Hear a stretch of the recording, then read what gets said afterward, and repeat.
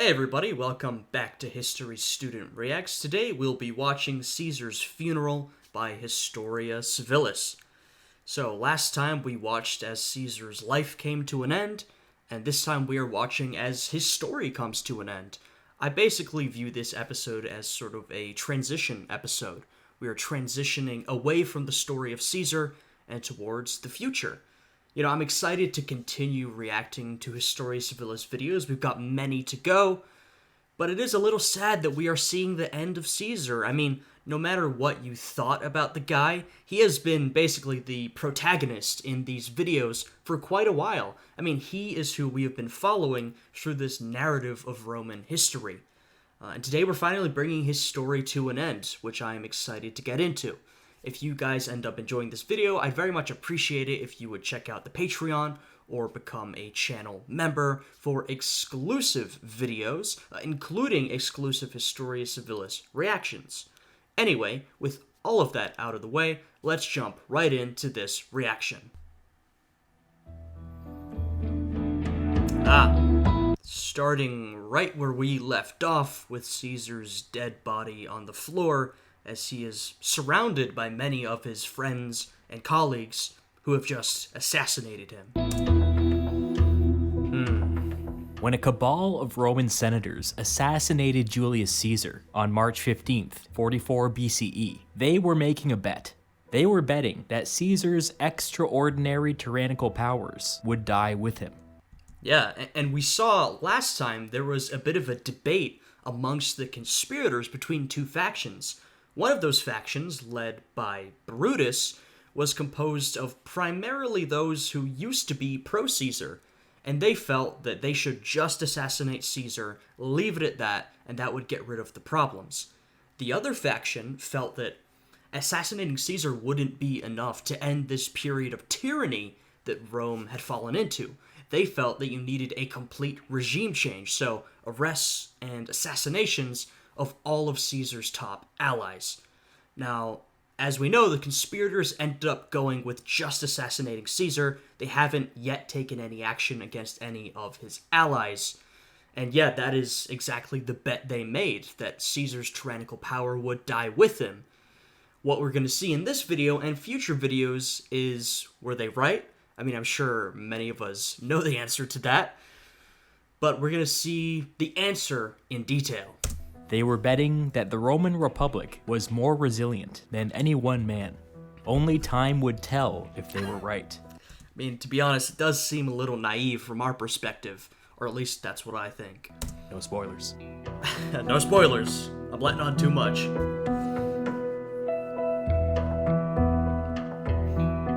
In the moments after Caesar's assassination, the conspirators marched out of the theater of Pompey and proudly showed off their blood-soaked weapons, hands, and clothing. In fact, many conspirators who had failed to get in on the action ran over and dipped their hands in Caesar's blood just for appearances. And come on, man, that's just corny. I mean, we saw last time that it only took a couple people to actually assassinate Caesar. Most of those guys who have those blood-stained robes and swords are dudes who went in afterwards, after Caesar was already dead, to give him an extra stab. And now, the guys who were too cowardly to even do that are going in there and rubbing blood all over themselves to show off. Like, this is more of a serious event, you know? I feel like perhaps those who actually committed the assassination would be feeling the gravity of the situation, in contrast to those who sort of stood around guarding those who were actually doing the dirty work, or just standing around, basically. Caesar's co-consul Antony had not been present for the assassination. He had been strategically detained outside. When he learned of Caesar's fate, he threw on some clothing to disguise himself as a slave, rushed home, and began planning his flight from the city. Okay, and I would say this is already a bad sign for the conspirators. I mean, Mark Antony is Caesar's right-hand man, and instead of immediately surrendering himself or giving up or whatever, he's already trying to disguise himself and flee the city. Now, we don't yet know what he's going to do, but I feel like if you're one of those conspirators who felt like, well, if we kill Caesar, all will be well, this is already a problem. as a group, the conspirators crossed the Pomerium and marched on the Capitoline Hill, escorted by armed gladiators. They picked up a bunch of followers along the way. Somebody grabbed a pole, placed the iconic hat worn by freed slaves on it, and carried it high in the air before the victorious conspirators. I'm very curious to see what the public's reaction will be to this, because Caesar has always been a divisive and controversial figure. A lot of people don't like him, and the public's mood has sort of soured on Caesar recently, as we've seen in Historia Civilis' videos, but, you know, Caesar has always been relatively popular, or at the very least his policies have been pretty popular. So I am very curious to see, you know, which way the winds blow. The tyrant was dead. Rome was free. Word began to spread throughout the city. The ringleaders of the successful conspiracy, Decimus, Cassius, and Brutus, were overjoyed. But by the time they reached the Capitoline Hill, the city was falling into a bit of a panic. The streets were empty. The rumor was that a group of senators and gladiators had gone mad and were indiscriminately killing people on sight. Yeah, well, regardless of whether you like Caesar or you don't like him, when you have such a powerful political figure, a tyrant, right? A dictator who is suddenly assassinated, that is inevitably going to cause chaos and rumors. People were fleeing to their homes. Several conspirators, including Brutus, addressed a small crowd, saying, in part, "There's no reason to be upset. Nothing bad has happened. Nobody has been murdered. A tyrant has been killed." Well, I mean, that depends on your perspective, but sure. We don't have a lot of details from this speech, but the general vibe is that it didn't go over that well. When the crowd was informed of Caesar's death, they mostly just listened in silence. For all of Caesar's faults, he was popular with the people. Oh, man. Yeah, this is what I was saying. We're getting some problems. So, you know, what you want when you murder an oppressive tyrant, of course there's going to be chaos and rumors, but what you're expecting is the immediate jubilation of the people, celebration in the streets. At least that's what should happen if this is a genuinely unpopular and oppressive leader. What we're getting is sort of somber quietness, right? Perhaps the people aren't so thrilled about this. You know, once again, this is not looking great for the conspirators, and this is immediately following the assassination. Now, the future of Rome was uncertain. Well, yeah. I mean, I guess if you could say one thing about Caesar, it's that after years and years of civil war, civil strife, death, and infighting, he, at the very least, provided some stability, which I think people desperately needed after all of that violence. Now, that stability is, well, it's either gone or it's at an extreme risk. Speaking of an uncertain future, the conspirators didn't really know what to do next. All of their planning had basically ended at Caesar's death.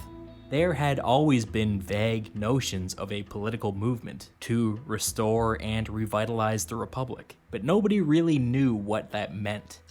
See, and this isn't great, and I talked about earlier that debate between the conspirators over whether do they just murder Caesar or do they do a whole regime change. They ended up just going with murdering Caesar, and it seems like they also sort of left the rest of the planning at the wayside. I think if they'd planned for a more complete regime change, basically a political purge, perhaps more brutal, but at the very least they would have had a better plan for what steps to take next, and, you know, they would have been a little more united in their action. They needed a leader. Yeah. The conspiracy had begun with a meeting between Decimus, Cassius, and Brutus, and so there was a general feeling among the conspirators that one of them should take the reins. Decimus was immediately deemed too controversial, to the extent that there was public anger out there. It was mostly directed at Decimus. People were already becoming aware of the extent of his betrayal. Yeah, well, as we saw last time, he is quite the schemer. Very dishonest, and appears to be the type of guy who is willing to do anything to achieve his goals.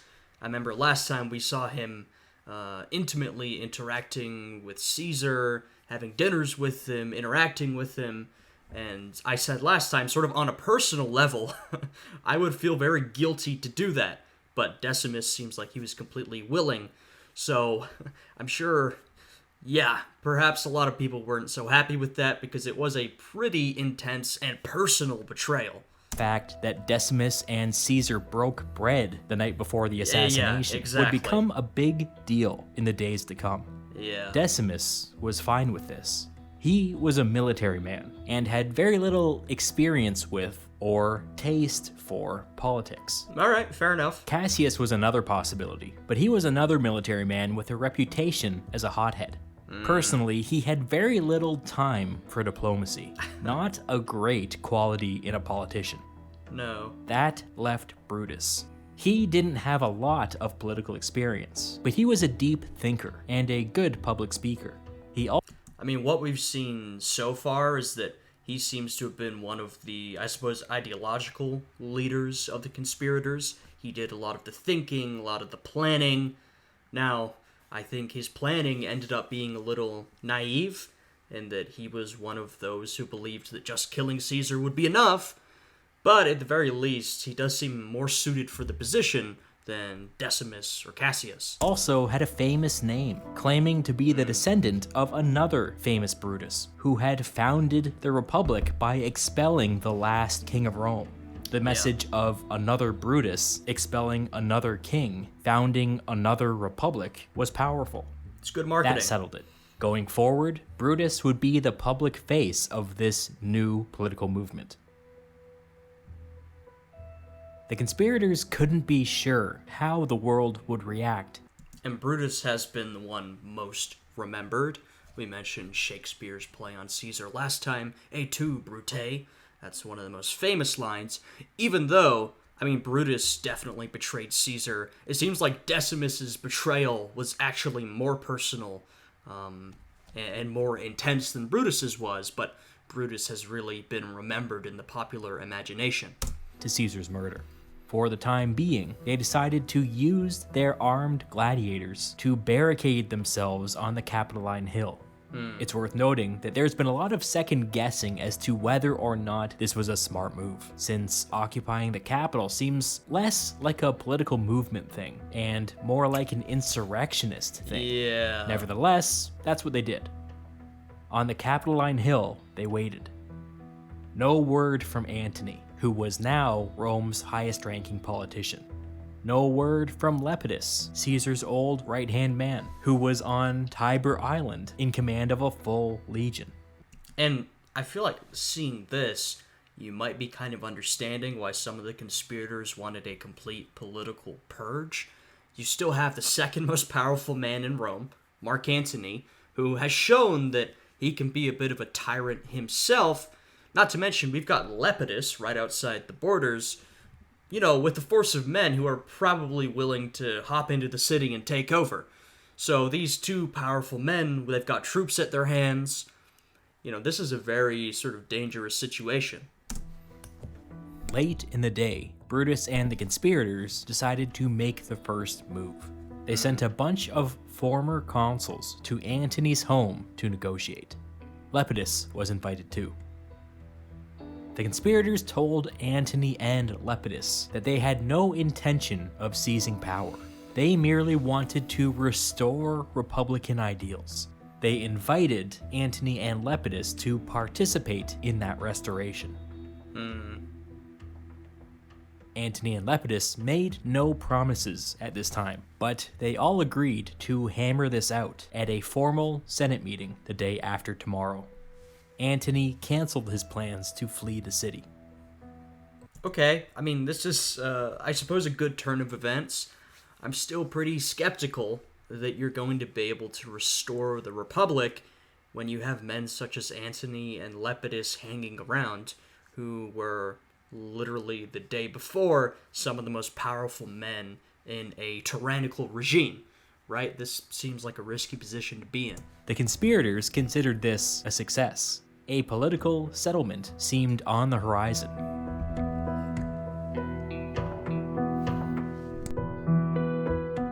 That evening, the conspirators fanned out throughout the city, meeting privately with so-called neutral senators. Nobody knew what would happen during the Senate meeting, but they needed to know that they had numbers on their side. I'm curious what Cicero's going to do. He is probably the most powerful and influential of those neutral senators. I mean, Cicero has chosen sides at times, but he generally does his own thing. So he's an important voice to have on your side in this uncertain future. But they weren't the only ones busy that night. Under the cover of darkness, Lepidus's legion moved off of Tiber Island, crossed the Pomerium, and occupied key government buildings in the Roman Forum. Well, here we While go. this was happening, Antony met with Caesar's wife, now widow, Calpurnia. With her permission, Antony took control of a portion of Caesar's vast fortune. And Okay, so this is what I'm talking about, right? Caesar was single-handedly the most powerful man in Rome, and a lot of its politics revolved around him. And by getting rid of him, absolutely you're going to disrupt that process. You're going to weaken his faction. That is true. All of that's true. But as we're seeing, even with Caesar gone, a lot of the systems he set up are still functioning, right? His wife is still there. Antony is still there to take over some things. Lepidus still has control of the troops. So, and this is why, as I said last time, I think it was a little naive to think that just killing Caesar would be the solution to all of this, would allow Rome to return to the days of the Republic. I mean, we know that's not what's going to happen in the long term, and it seems very risky in the short term, but I am curious to see the details of what goes on in these next couple of years. Because, I don't know the exact details. I just know where we end up, in the long term. and all of his private correspondence. This transfer was an informal signal from Calpurnia indicating who should be the heir to Caesar's political movement. A massive win for Antony. Yes, that is true, though, as we'll see in the long term, Antony will not be the only heir to Caesar's political legacy, and he actually won't be the main heir.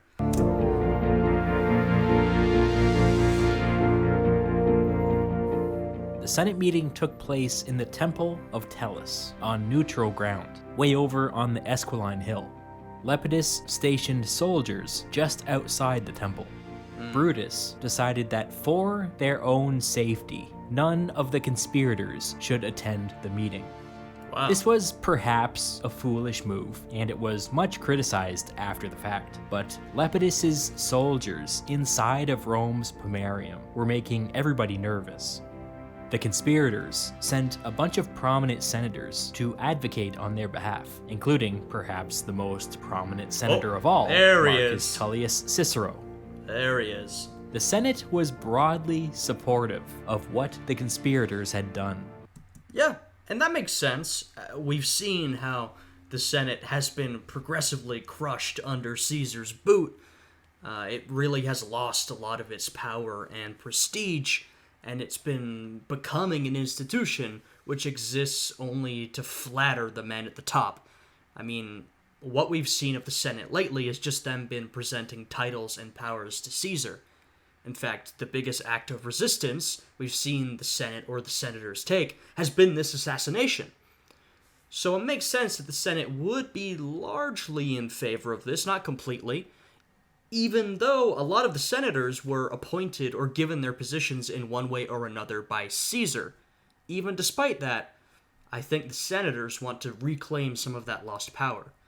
They agreed that Caesar showed kingly ambitions, and many argued that the Senate should somehow thank the conspirators for their service to the Republic. Antony rose to speak.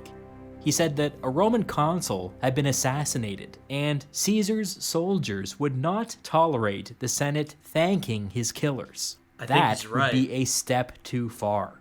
I mean, that's a bit of a threat from Antony, but I also think he's right. I'm not sure if thanking the killers would go down super well. Another question facing the Senate, just as important, was whether or not they considered Caesar a tyrant. If Caesar was declared a tyrant, all of his political acts would be declared illegal and would be repealed. Caesar had...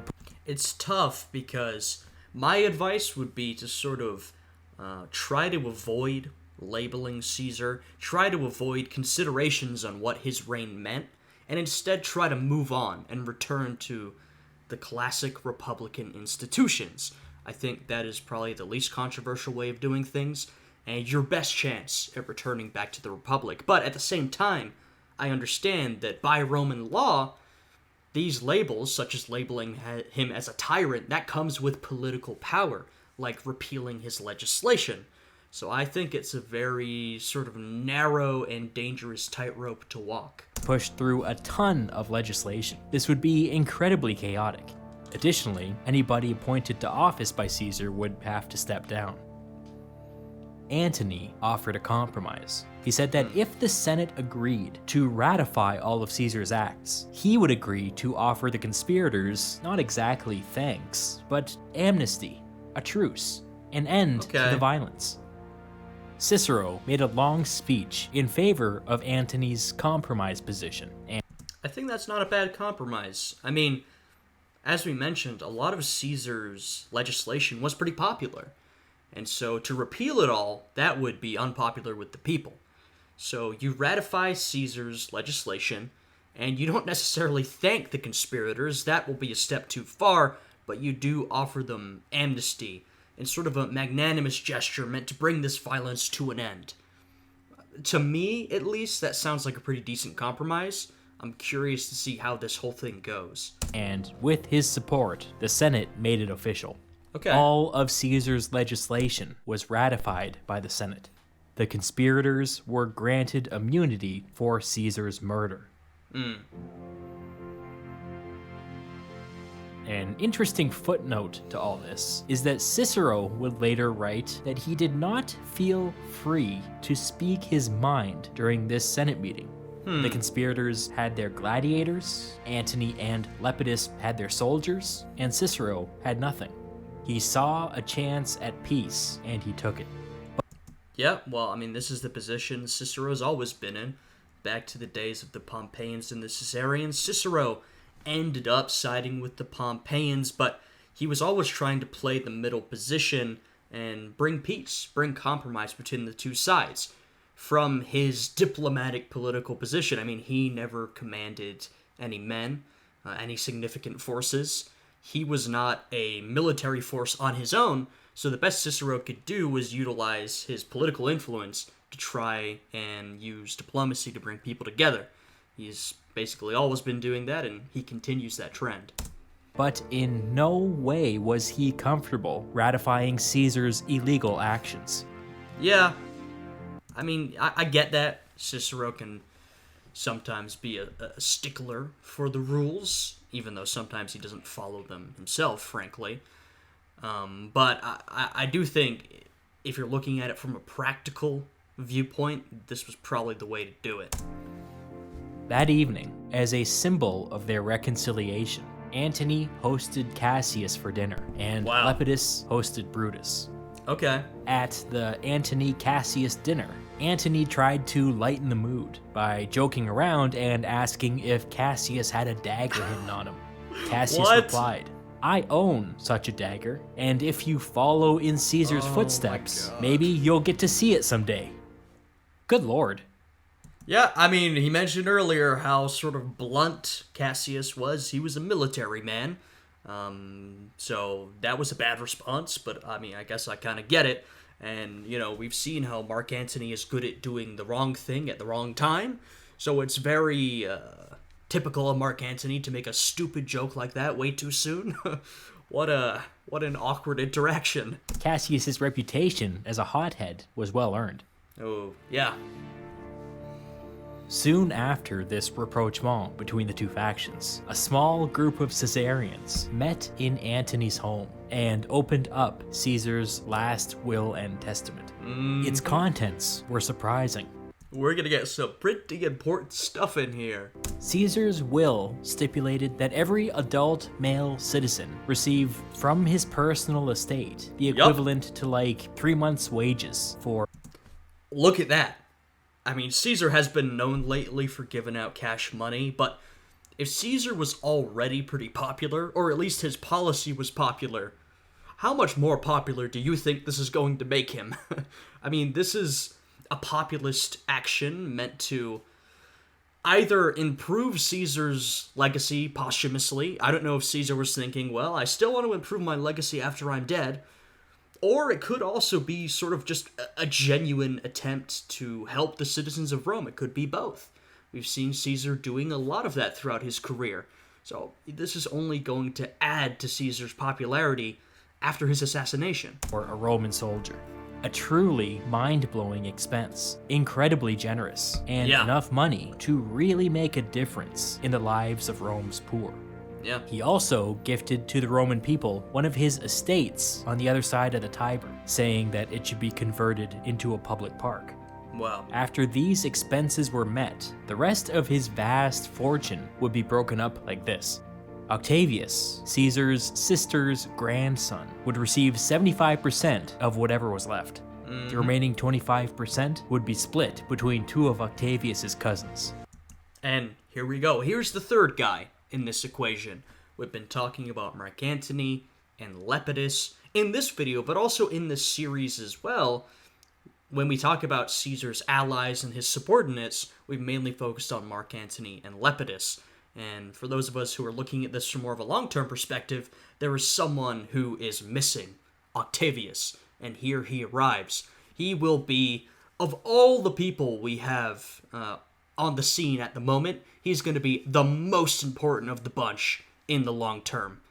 For those of you who are unfamiliar, that might be pretty shocking because we haven't heard much of him, but we are absolutely going to keep an eye on Octavius. In the will, these three beneficiaries were referred to as Caesar's primary heirs. Yep. He also named a number of secondary heirs, who were basically named just in case everybody else was dead.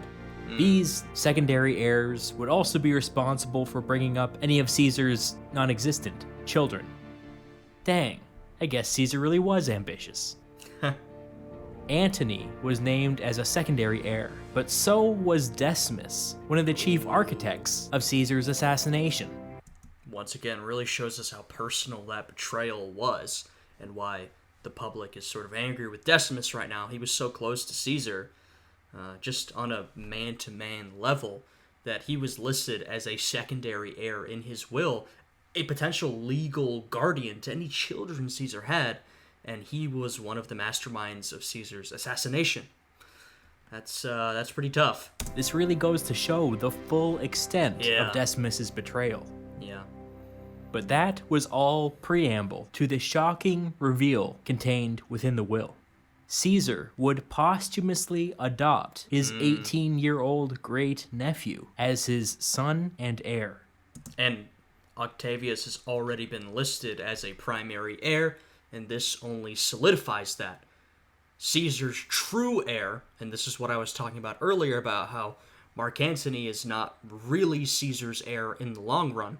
It's Octavius. In doing this, he gave Octavius the most precious thing he possessed. He gave him his name, Caesar.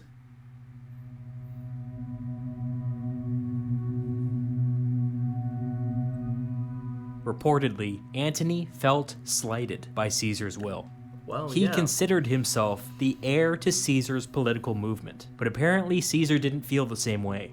Octavius wasn't even in Rome. He was off in Illyricum, preparing for a military campaign that would never come. To be fair, I think to some extent Caesar wanted to keep political power within the family. He wanted to create a dynasty, and, he couldn't pass it down to any children of his own, so he chose Octavius. This, by the way, starts a sort of long-standing trend within Roman history of these succession troubles or crises, where very prominent emperors will not have a good heir or a child to pass down their legacy to, and so they either have to pass it down to a child who's not suited for the job, or they have to pass it down to somebody else, try and keep it in the family.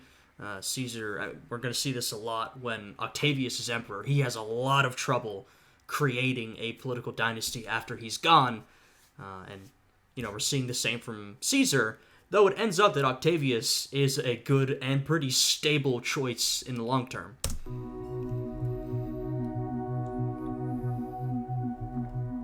Thousands and thousands of people attended Caesar's funeral. Roman funerals were highly theatrical events. I won't get into all the details, but just for example, rich people would hire actors to dress up as the deceased party to give speeches on their behalf. Jeez. This was in addition to musical acts, parades, all kinds of wild stuff. I mean, some crazy stuff, but this is pretty in line with other Roman celebrations that we've seen. Caesar's funeral was a lot, even by Roman standards.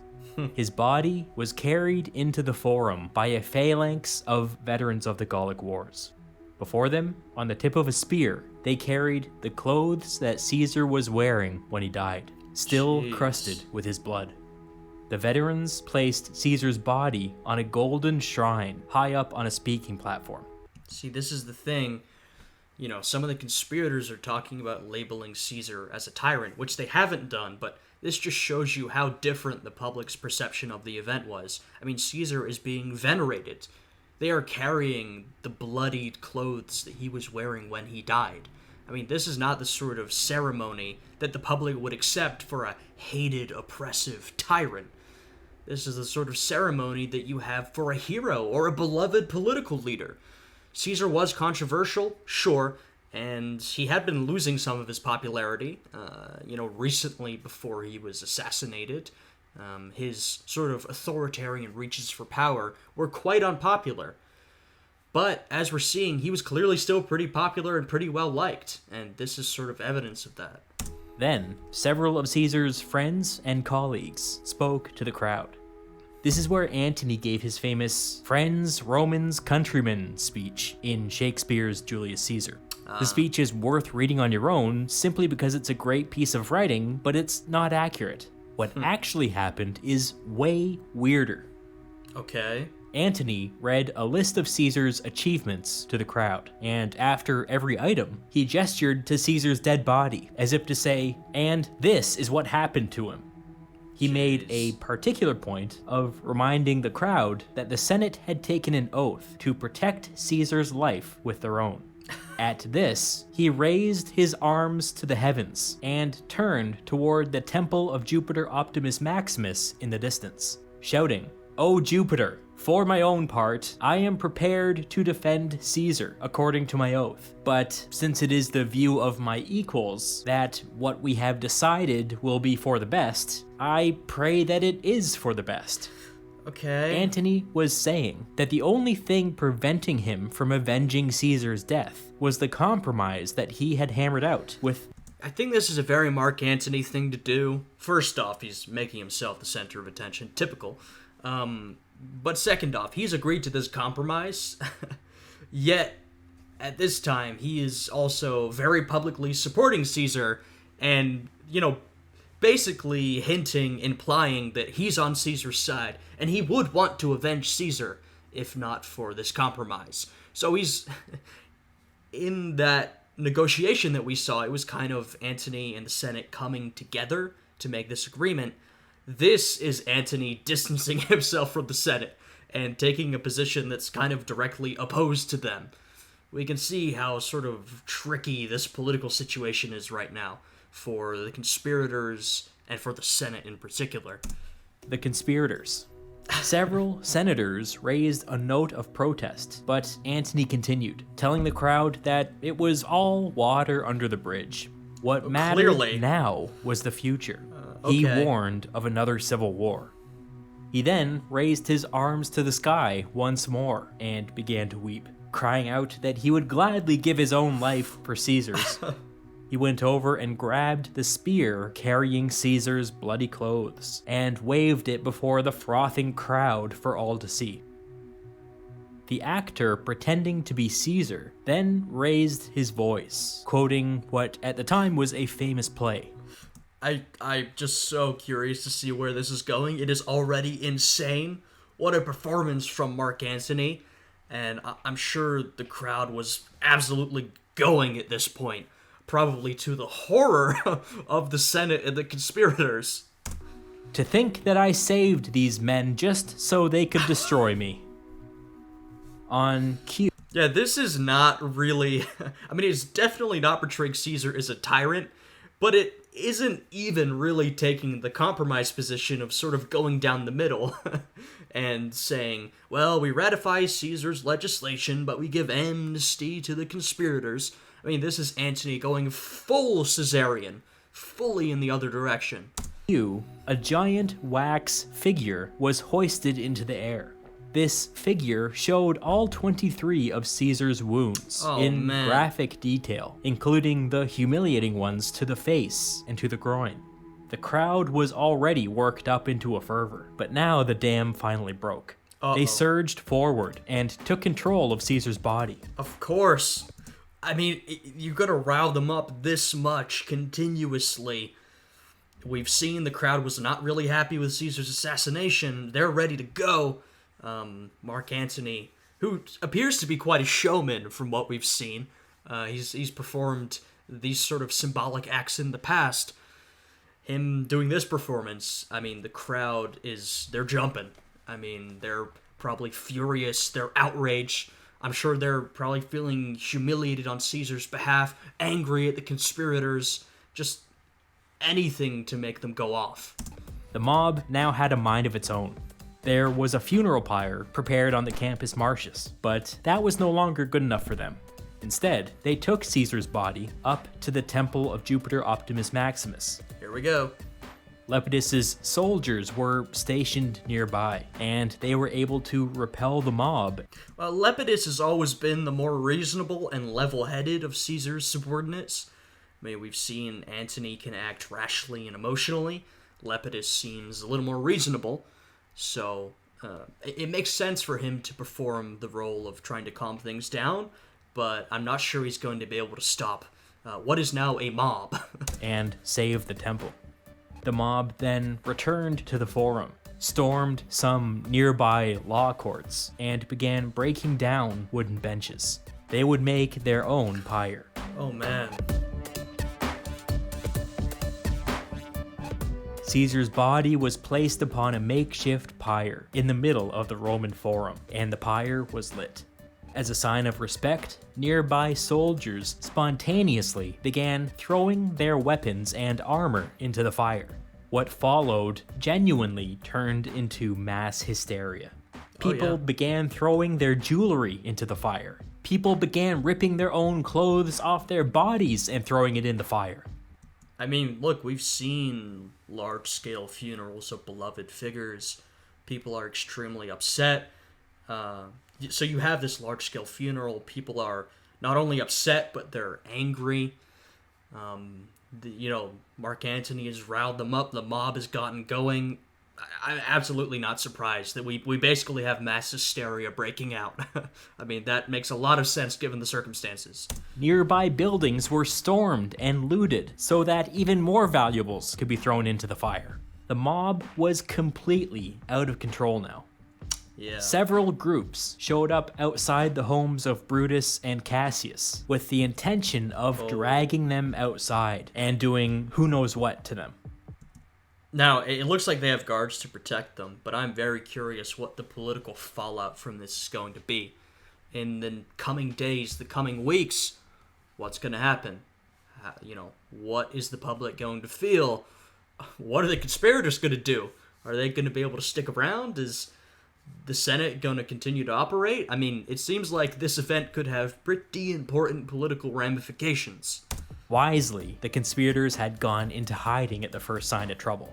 As a plan B, the mob tried to burn down their estates, but armed guards were able to repel them. The madness spread throughout the city and persisted all through the night. Jesus.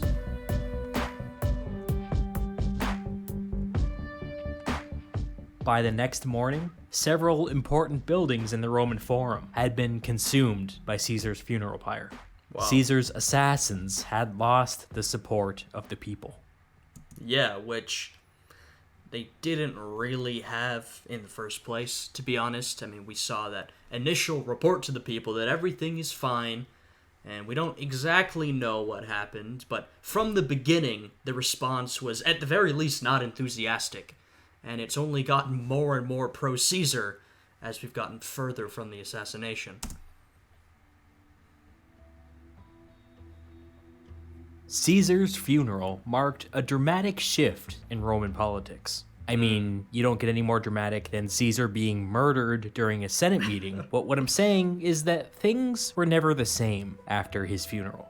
Yeah. As we've seen, the events of recent days had featured people brashly bringing weapons across the Pomerium.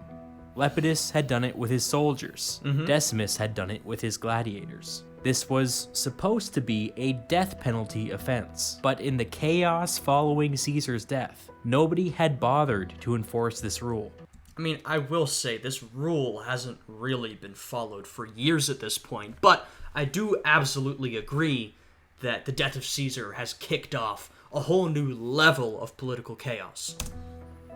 From his position as consul, Antony made an announcement. From now on, soldiers would be permitted to cross the Pomerium under arms, but nobody else. See, I mean, I agree this is an escalation due to the assassination of Caesar, but it does also seem sort of like a ratification of something that has been happening for a while. I mean, particularly before Caesar took control and established some stability with the civil conflict, before the Civil War and the Civil War itself, we were already seeing a lot of this violent action. Lepidus's legion could come and go as it pleased, but Decimus's gladiators could not. But yeah, this is definitely different. The conspirators saw this as a power grab, which it was, but they didn't have the votes in the Senate to do anything about it. Antony...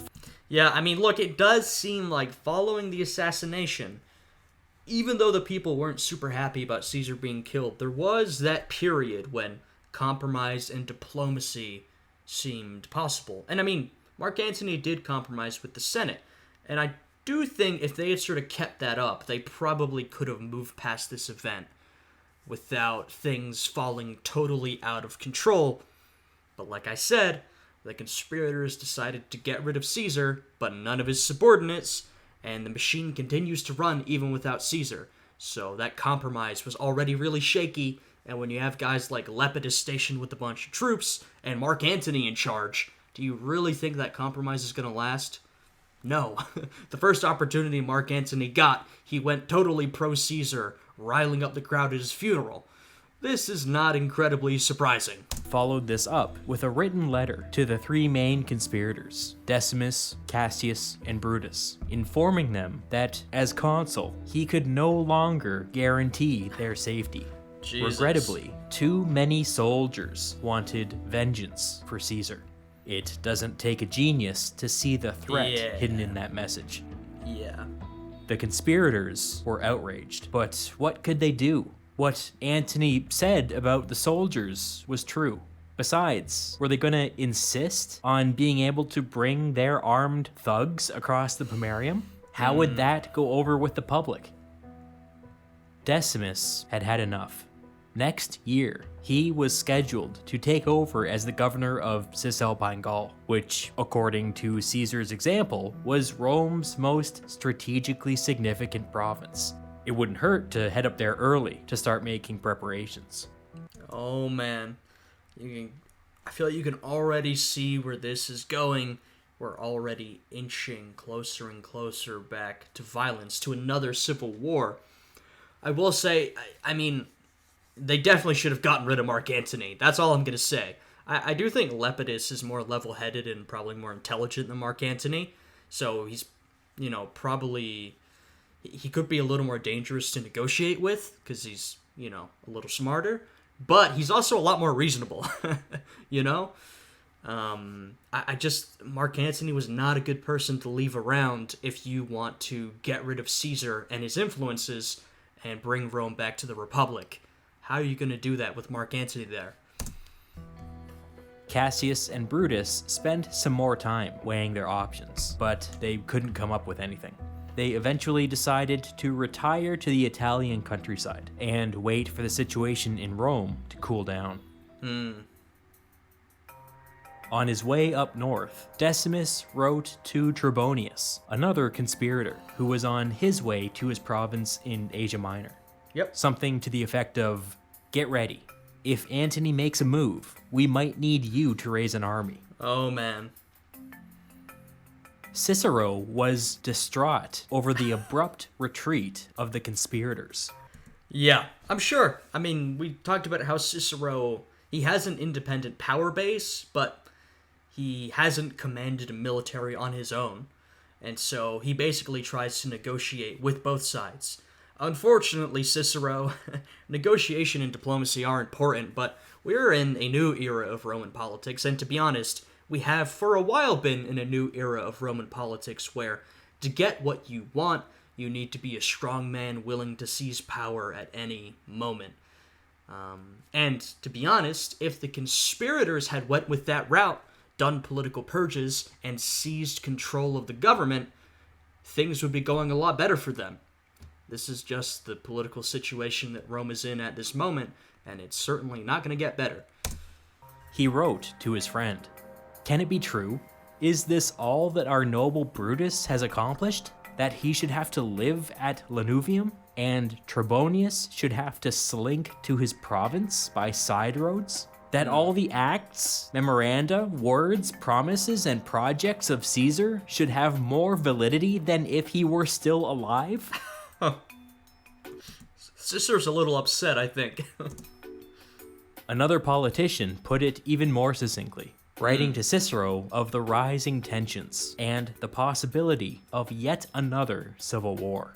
Yep. If a man of Caesar's genius was unable to find a way out, what hope do we have now?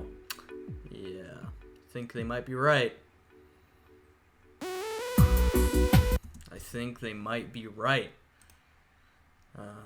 The stability that Caesar brought was probably the best thing Rome has seen in a while.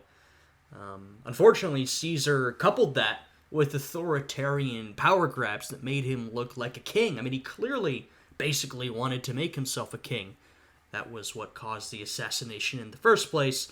Unfortunately, now we're descending into another era of political violence and strife. It's just what it is. All right, this was a really, really good episode. Historia Civilis' videos are always amazing, but we saw Caesar's assassination last time. That was a fantastic, action-packed episode, as was this episode. If you guys enjoyed this one, I'd very much appreciate it if you would leave a like, subscribe to the channel, and check out the Patreon and channel memberships for exclusive reaction content, including Historia Civilis reactions. Anyway, I hope you guys all enjoyed this video. I hope you all are having a good day today, and I will see you all again next time. Goodbye.